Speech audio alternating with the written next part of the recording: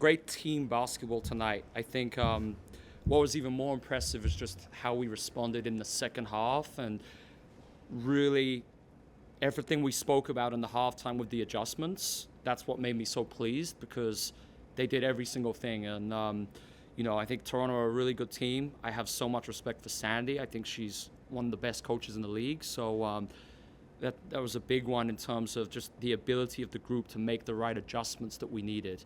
A few things that stood out to me, it was 24 team assists, and then we had 5 players in double figures. So that's really what we set to go out to achieve with the offense, in terms of how can we not play just through 1 or 2 players, but have multiple options out there with our principles of play and getting these high quality shots. And I felt the shot quality was elite tonight.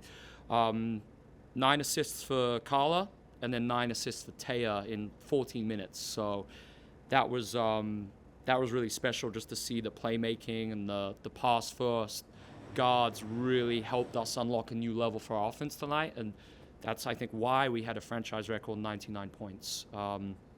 So yeah, with that said, gladly take any questions. Obviously, you got a great performance from Bridget Carlton. Sort of a big deal for her to be playing here in Canada. What did you see from her in particular?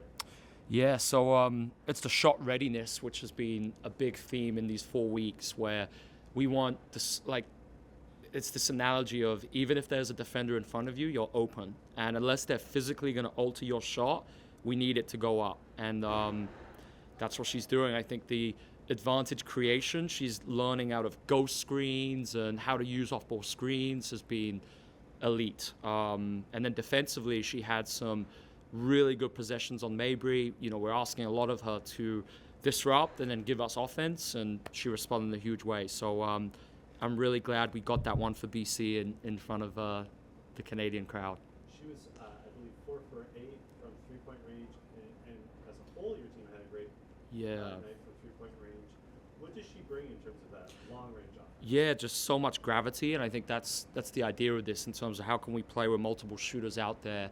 So then just the space it opens horizontally and vertically there's so much space. And I think some of the reads in the pick and roll we saw with our guards were elite tonight. And I think that's part of that is because the spacing was really good because of what we get from playing shooters out there. And I also got to give the team credit, because I did think that was our best game of the season in terms of spacing. I think it was exceptional, and that was a huge part in why we're creating so much good stuff out of all our pick and roll shapes. What adjustments did you make? Can you talk about the offense, how defensive was adjustments? Yeah, so we gave up 14 points in the first half in transition. But our half-court defense I felt really good about. It was just those leak outs that were hurting. So we spoke tactically about what we were going to do to stop that. And then we gave up 2 fast break points in the second half. So that really right there was what won us the game. And then we slowed Mabry down. She had 4 points in the second half, and I felt the shots, the shot quality, we were doing a great job, because we were contesting, all of them, and forcing the type of shots we wanted. Just from a wider lens, Bridget comes in as a number 1 pick in the expansion draft, takes on a much bigger role than she's ever had at the WNBA. How do you feel overall she's responded to that, maybe off the court as well? Couldn't have responded better. And the type of person that BC is, that was a big reason why we drafted her. And it's how can we create this environment of joy where we have a really strong culture in the locker room. And I think BC's doing she's a huge part of that, and setting the culture that we want as an expansion team. It's really important. And Portland and Toronto are going to be linked forever coming into the league the same year. How much have you paid attention to what's been going on here and how the tempo has been going of the business as a new franchise? Yeah, I really just kind of try to focus on us. I think, like I said, I know Sandy a little bit from before, think she's a great coach, but I'm really just focused on us and trying to spend every day optimizing this team and trying to put the best possible product on the floor. Coach, Megan Gustafson has a lot of experience in this league.